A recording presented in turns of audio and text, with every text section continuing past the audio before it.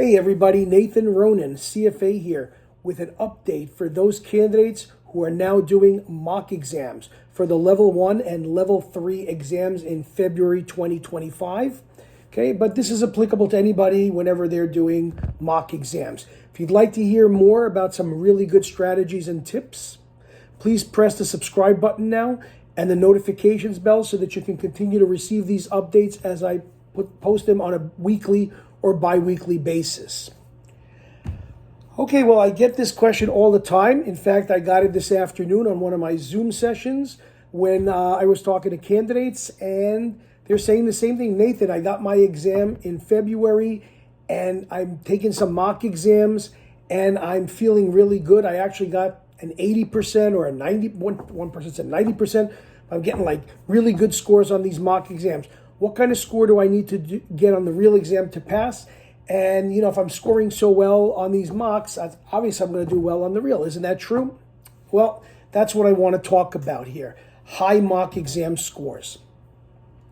One of the biggest fallacies is that scoring a 75, an 80, a 90, a 95% on your mock exam is a guarantee of success or a guarantee of exam readiness.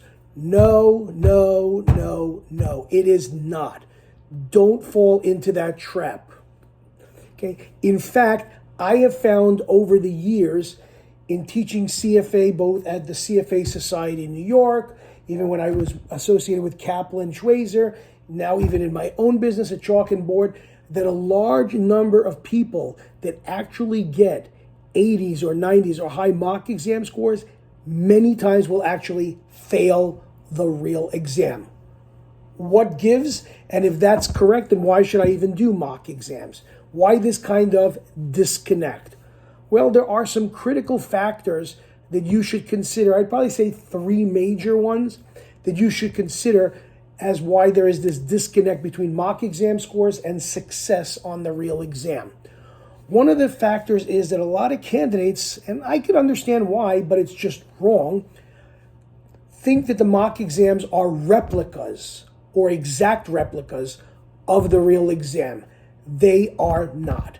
CFA Institute has not released the Level 1 real exam since 1997 and the Level 3 exam, especially the essay portion, since 2017. Okay, so with so many years of not releasing the real exams, it is unrealistic to expect that any mock exam, whether it be from the CFA Institute, one of the societies, or even one of the third-party prep providers, is going to be able to replicate the real exam questions. Okay. So what you really need to be considering is that even though they're not replicas, real exam day is just going to be very different. You might stress out on the real exam day, something that you may not have done during a mock exam. Okay. Also, the test taking conditions, the room you're going to be in, the place you're going to take the exam might be significantly different from the atmosphere and the environment in which you did your mock exams. And then lastly, the questions that you actually get on the exam and the complexity of them can be very different from the types of questions and complexity of the questions that you get on your mock exams. So that is one reason or one critical factor that you should consider in terms of not expecting mock exams to be replicas of the real exam. A second critical factor that I would say to you is, why is there a disconnect between high mock exam scores and real exam scores, is knowledge versus application. Although a lot of prep providers try to create great mock exams and hope that they'll simulate the real exam, a lot of times the kinds of questions that appear on the real exam are testing more the application of content to scenarios rather than just overall knowledge. Okay, a lot of times the mock exams themselves, the high scores that you're getting is because they're reflecting memorization. They're not really reflecting understanding. Okay, the real exam that you get, whether it be Level 1 or Level 3, is going to require good problem solving skills, thinking strategically, Also, a lot of critical thinking is going to be required on exam day. And obviously, as I just mentioned, applying concepts to scenarios, especially in the level 3 essays. Okay, so those are really important factors to consider when you're looking at the difference between your mock exam scores and your success on the real exam. Prep providers will do the best that they can to emulate it or to simulate it, but it can't be perfect.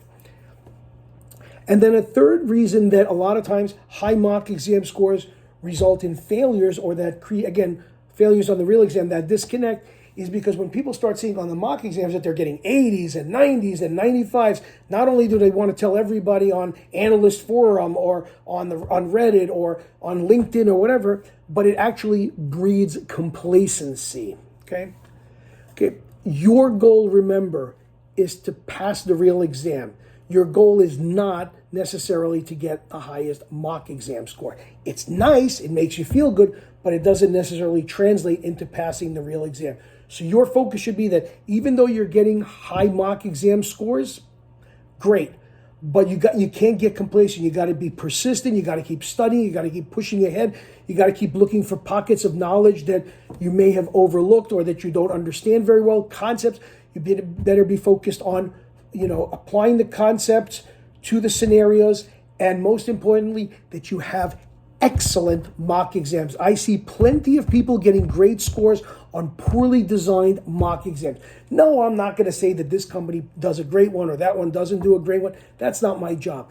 If you want excellent mock exams, if you want mock exams that are going to do that, not breed complacency, are going to test your skills, are going to test your knowledge, are not going to be focused on rote memorization, are going to require you to apply your understanding of concepts to scenarios, I highly recommend you to do my level 1 mock exams if you're a level 1 candidate, and my level 3 mock exams essays with grading, where I give you feedback and I give you an evaluation of how you're answering the questions personally. Those are the best things you can do to be prepared on exam day. So again, thanks for listening. And again, don't worry about your mock exam scores because they don't translate into ultimate or absolute success on the real exam. You might still pass the real exam, but you could also fail the real exam. But I do believe that with my mock exams, you have a better chance of passing it because I'm doing exactly that. I'm not asking essays or questions that are directly out of the book, linear questions right out of the material, end the chapter type questions. Many times I get I get comments from candidates, where is this in the curriculum? And I go, what do you mean?